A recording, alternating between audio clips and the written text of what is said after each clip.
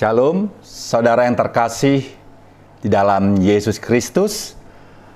Hari ini kita akan kembali mendengarkan kebenaran firman Tuhan dalam rangka kenaikan Yesus Kristus.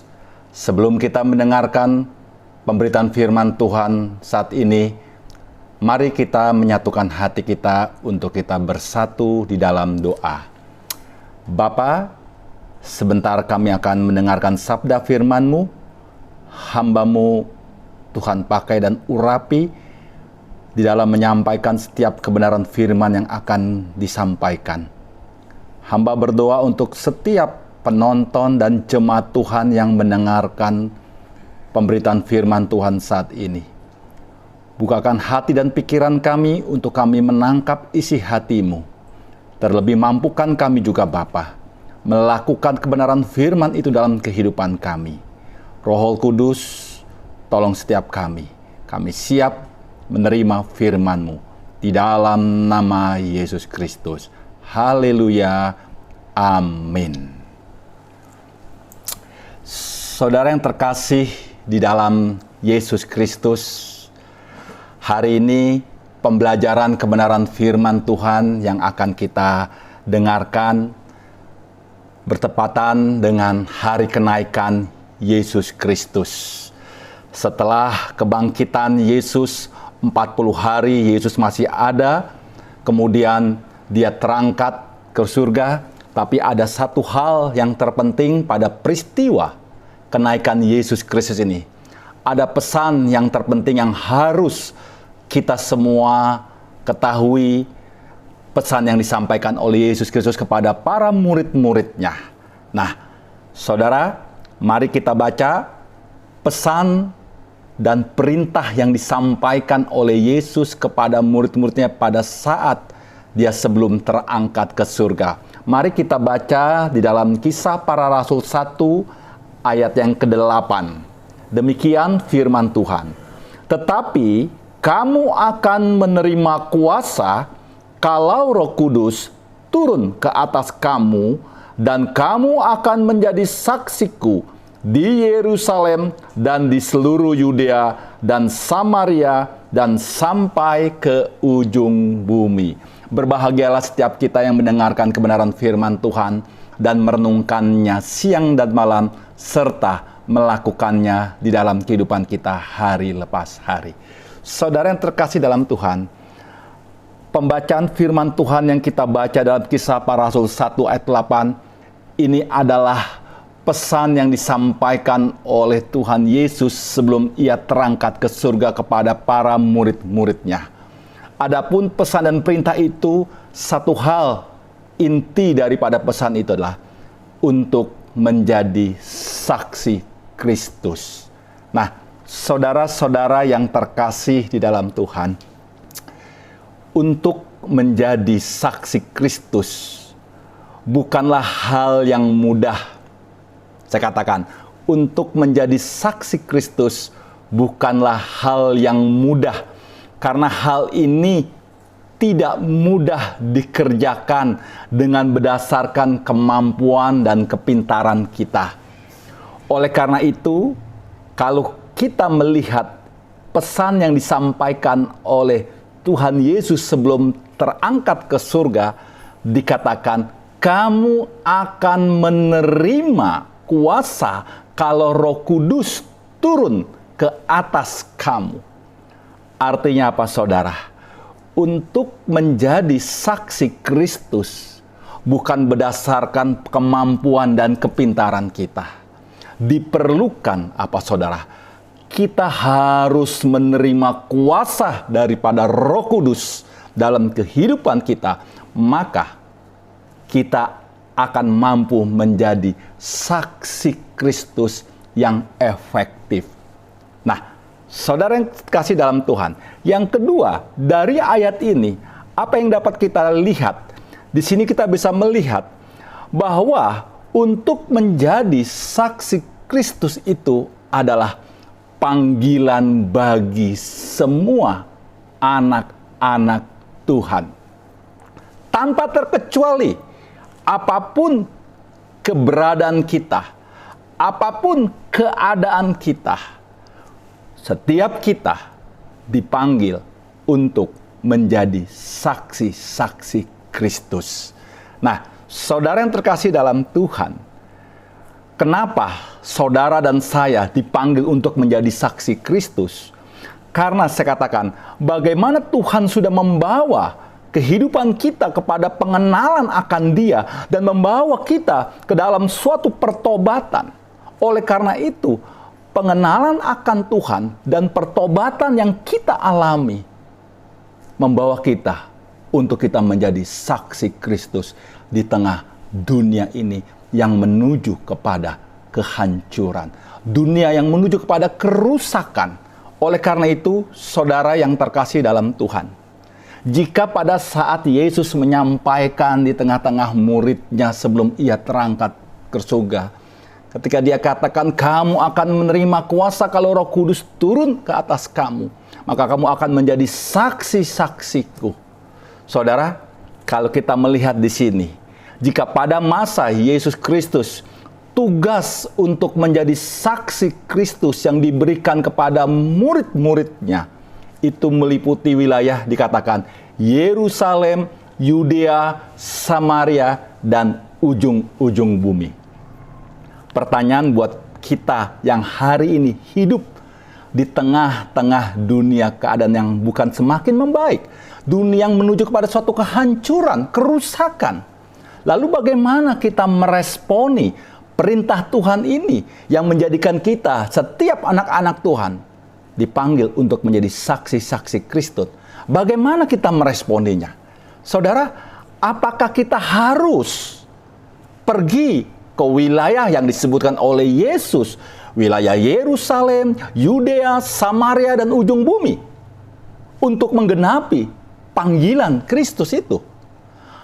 Atau apakah kita harus meninggalkan pekerjaan kita, profesi kita, untuk menggenapi panggilan Kristus itu? Saudara yang terkasih di dalam Yesus Kristus, apakah kita harus lakukan ini semua? Tentu saya katakan, tentu tidak, saudara. Tentu tidak. Saudara harus memberitakan Injil Kerajaan Surga. Saudara harus menjadi saksi Kristus. Saudara harus ke Yerusalem, Yudea, Samaria, dan ujung. Tidak, saudara. Saudara harus meninggalkan profesi pekerjaan saudara. Tidak. Kalau bukan panggilan khusus yang Tuhan nyatakan dalam hidup saudara. Nah, saudara yang terkasih dalam, pertanyaan buat kita, bagaimana kita menyikapi, meresponi perintah Tuhan ini akan panggilan setiap anak-anak Tuhan untuk menjadi saksi-saksi Kristus? Tadi saya katakan, menjadi saksi Kristus di tengah keadaan dunia yang menuju kepada kehancuran, dunia yang menuju kepada kerusakan. Bagaimana kita menyikapinya? Bagaimana saudara dan saya meresponinya? Saudara yang terkasih dalam Tuhan, kita bisa menyikapi daripada perintah Yesus untuk setiap kita untuk menjadi saksi-saksi Kristus di tengah keadaan dunia yang menuju kepada kerusakan dan kehancuran ini. Saudara, ada 3 hal yang mau saya sampaikan bagaimana kita menyikapi perintah Tuhan Yesus ini di dalam konteks keadaan dunia hari ini. Yang pertama, saudara yang terkasih dalam Tuhan, saudara dan saya bisa memulai dan melihat di lingkungan di mana orang-orang percaya hadir, anak-anak Tuhan berkumpul, yaitu di dalam gereja, di dalam setiap ibadah minggunya.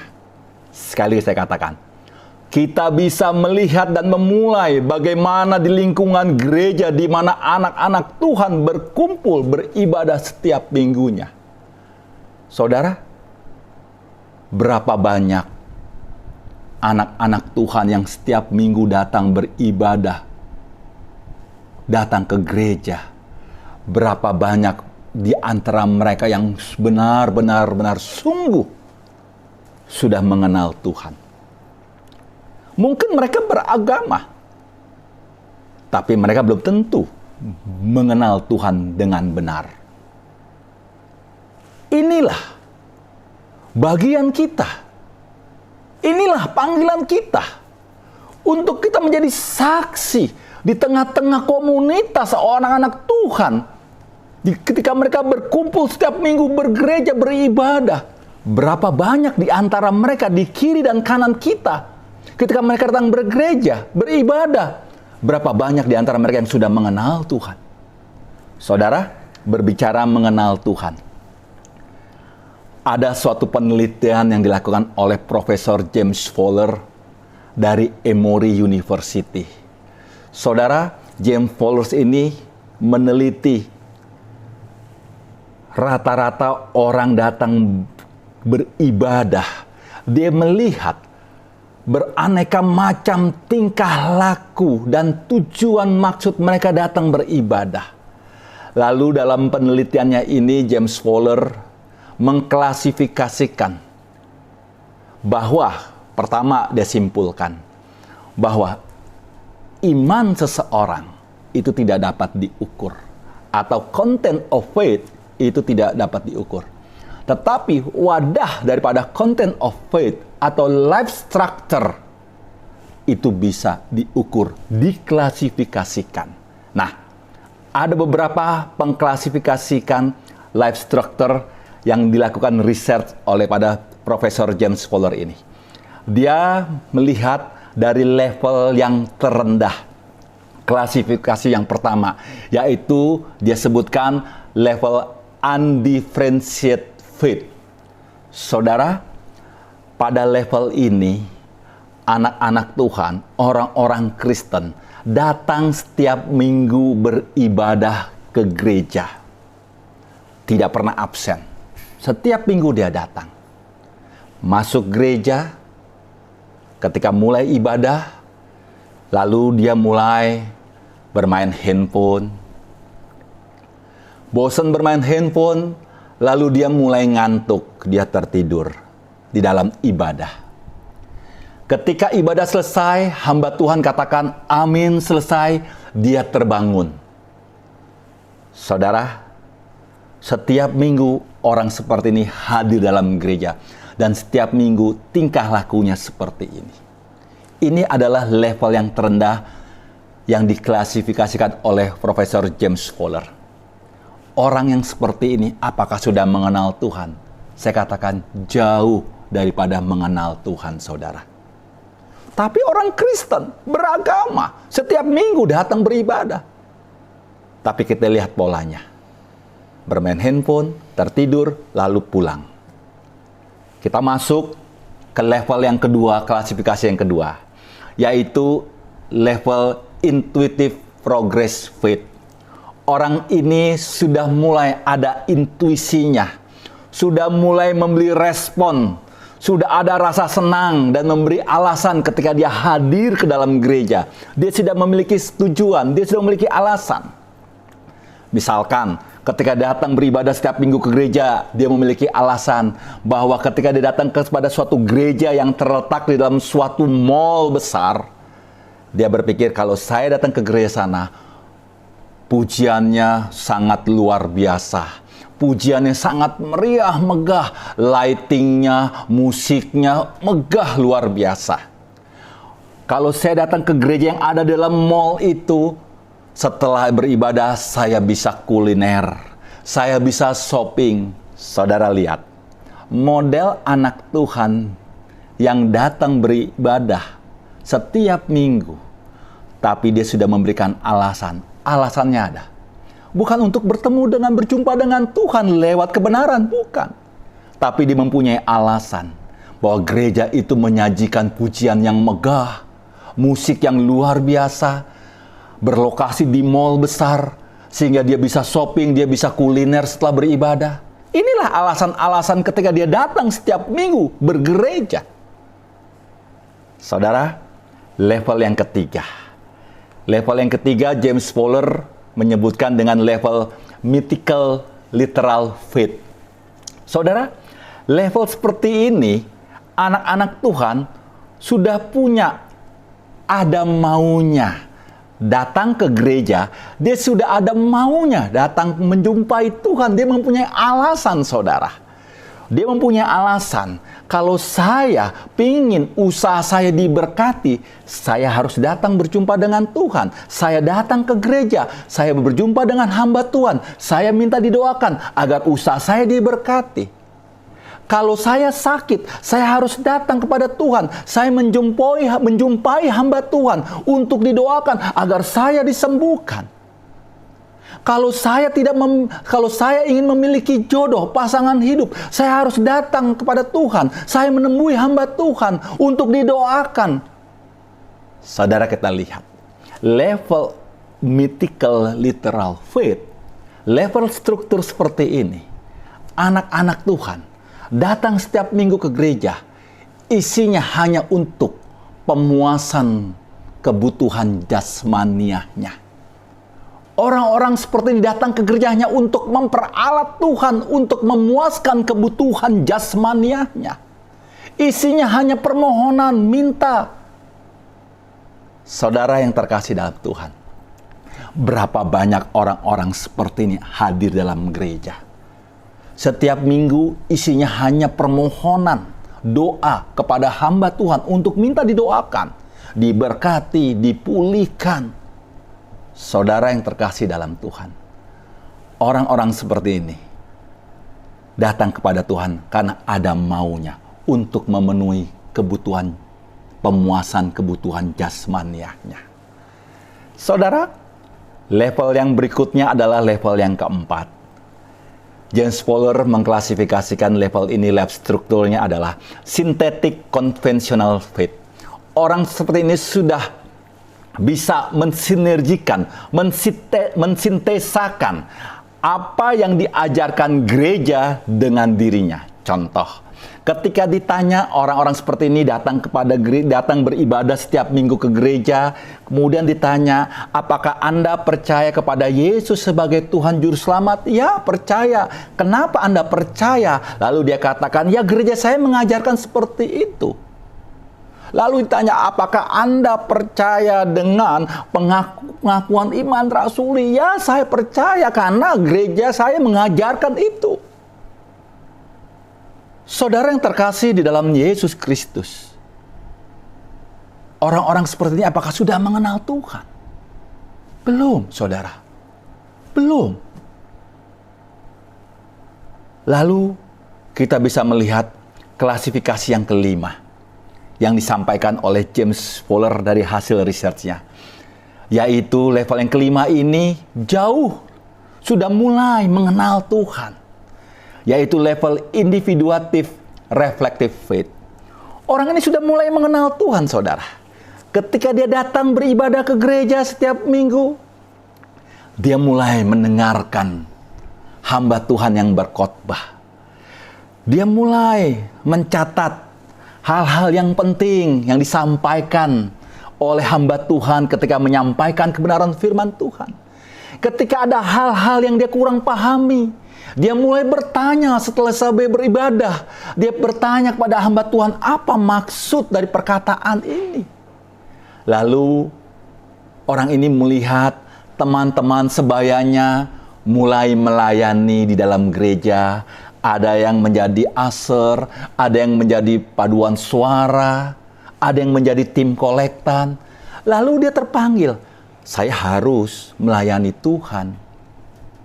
Kemudian di tengah-tengah minggu dia sudah mulai hadir untuk ibadah tengah minggu, ikut persekutuan doa.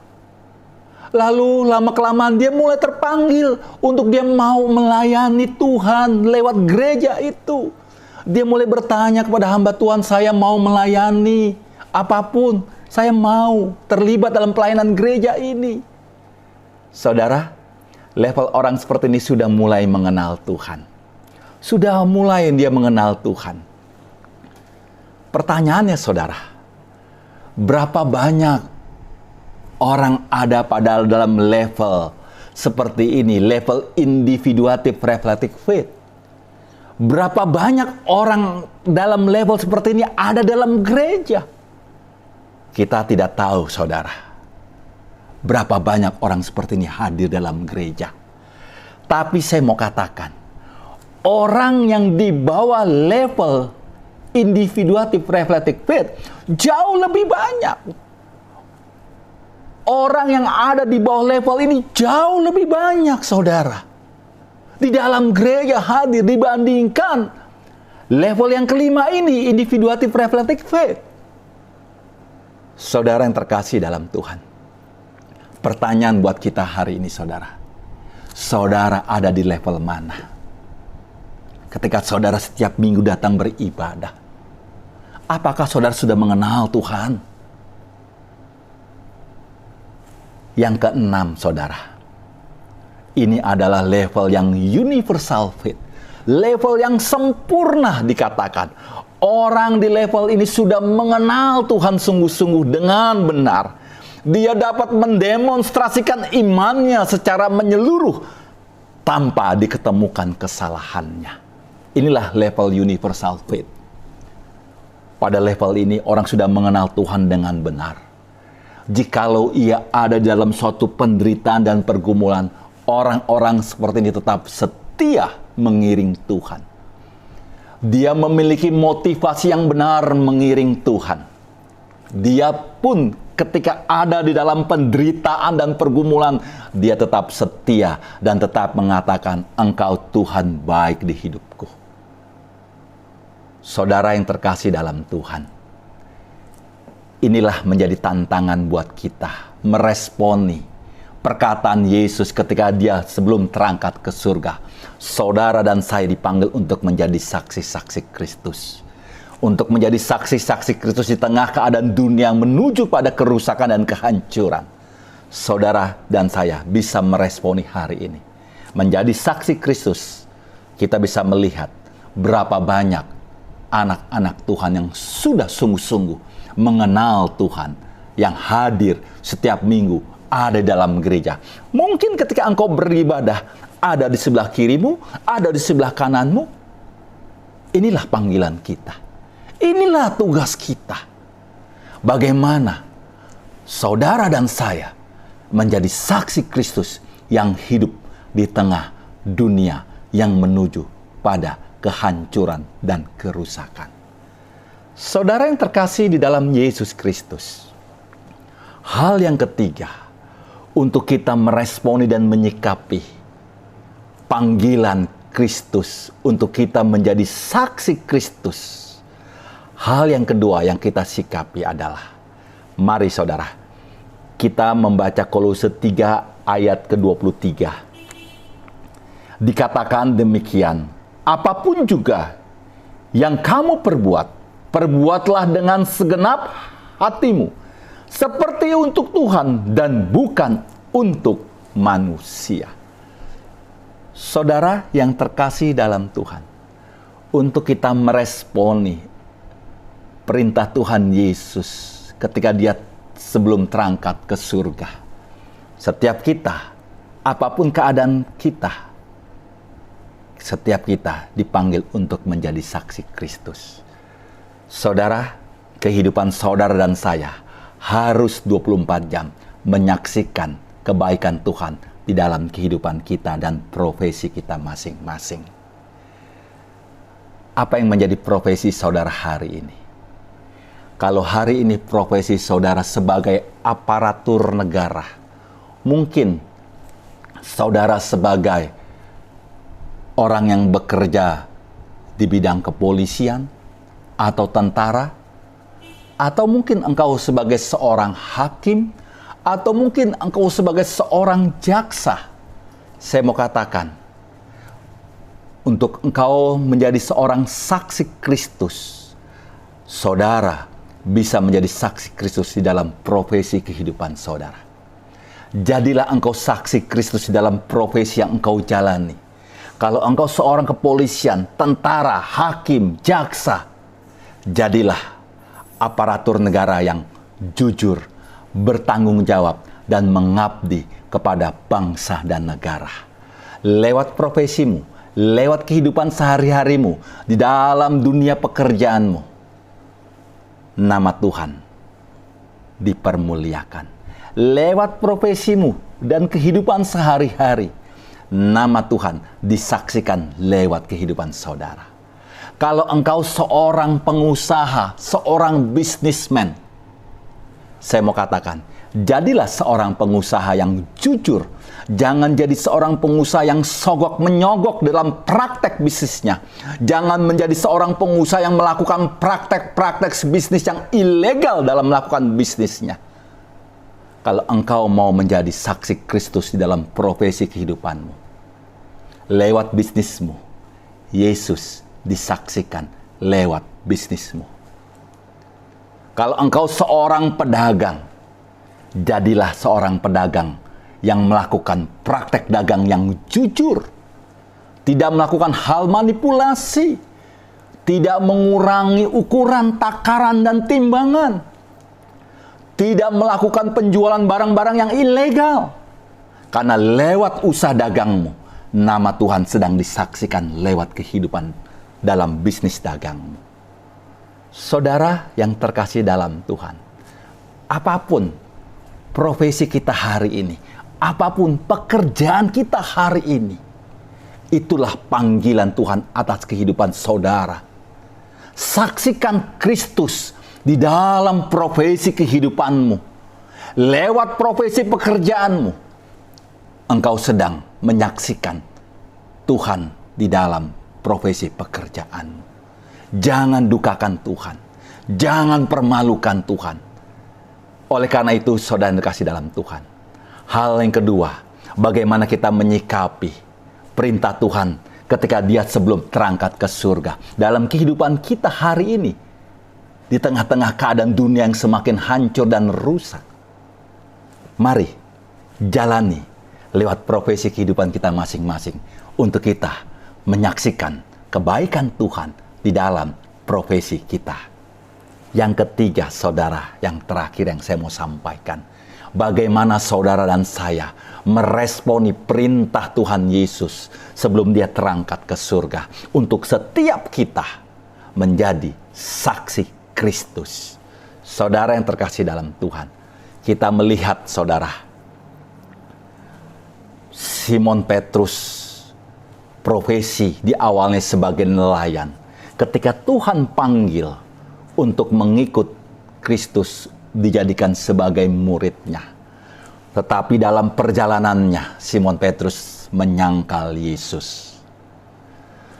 Kemudian ketika Yesus sebelum menuju kematiannya, sebelum menuju penyalipannya, murid-murid mengalami ketakutan. Simon Petrus pun mengalami ketakutan.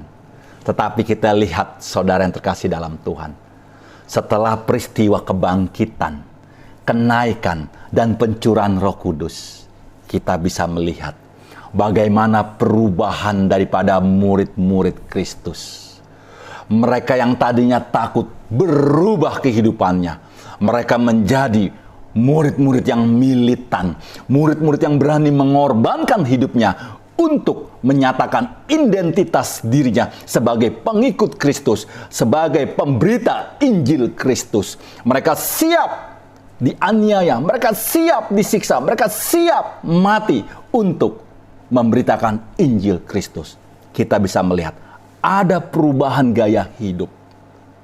Saudara yang terkasih dalam Tuhan, hal yang ketiga yang saya mau sampaikan buat kita semua lewat peristiwa kenaikan Yesus Kristus. Perintah Yesus, setiap kita, apapun keberadaan dan keadaan kita, kita dipanggil untuk menjadi saksi Kristus. Respon yang ketiga untuk kita sikapi di tengah keadaan dunia yang menuju kehancuran dan kerusakan. Saudara, melakukan menjadi saksi Kristus lewat perubahan gaya hidup kita. Oleh karena itu, kita meminta kuasa Roh Kudus turun atas setiap kita.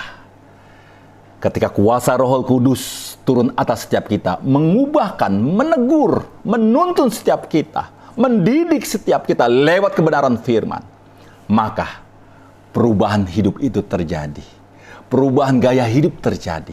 Mungkin orang menilai engkau dulu sampah, mungkin orang menilai engkau dulu rongsokan. Tetapi ketika kuasa Roh Kudus itu turun atas setiap kita, yang sampah itu, yang rongsokan itu, bisa Tuhan ubah menjadi emas yang berharga, yang bernilai, yang berdampak.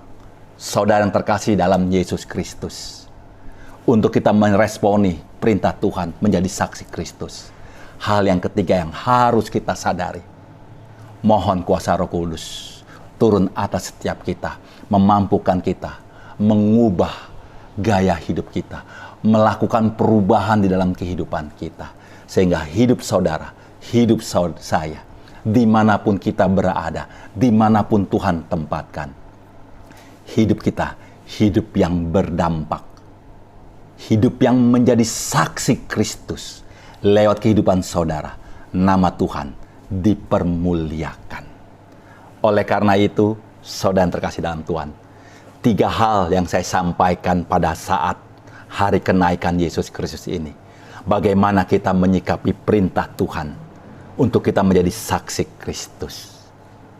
Kiranya kebenaran firman Tuhan yang usai disampaikan ini mengingatkan buat kita semua bahwa ada satu hal, tugas yang harus kita lakukan, menjadi saksi Kristus di tengah-tengah kehidupan kita hari ini, di tengah-tengah dunia yang menuju kehancuran dan kerusakan. Sola Gratia, Tuhan Yesus memberkati kita semua. Amin. Mari kita satukan hati kita di dalam doa. Allah Bapa yang bertata di dalam kerajaan sorga, sungguh kami boleh bersyukur Bapa, ketika kami memperingati hari kenaikan Yesus Kristus. Kami diingatkan oleh satu pesan yang Engkau sampaikan kepada para murid dan kepada kami semua anak-anak-Mu, yaitu bagaimana kami harus menjadi saksi-saksi-Mu di tengah-tengah kehidupan kami hari ini. Bapa, kami mohon, biarlah kuasa Roh Kudus-Mu yang memampukan kami untuk kami menjadi saksi Kristus yang efektif, saksi Kristus yang berdampak di tengah-tengah kehidupan kami. Apapun profesi kami, apapun pekerjaan kami hari ini, Bapa, mampukan kami. Roh Kudus tolong setiap kami, agar lewat kehidupan kami, kami menyaksikan Kristus hidup dalam hidup kami ini. Terima kasih Bapa buat pesan kebenaran firman-Mu. Hamba berdoa untuk setiap penonton dan jemaat Tuhan yang mendengarkan pesan kebenaran firman saat ini. Mampukan setiap kami Bapa melakukan kebenaran firman itu dengan setia di dalam kehidupan kami. Hamba berdoa untuk setiap jemaat Tuhan dan para penonton yang mendengarkan firman Tuhan ini. Bapa, aku menyerahkan apa yang menjadi pergumulan mereka, apa yang menjadi penderitaan mereka. Biarlah setiap mereka tetap setia menjalani hari-hari hidup mereka. Dan biarlah setiap mereka untuk tetap setia memenuhi panggilan-Mu dalam hidup mereka, menjadi saksi Kristus di tengah dunia yang menuju kehancuran ini. Terima kasih Bapa, di dalam nama Yesus Kristus hamba berdoa dan mengucap syukur. Haleluya. Amin.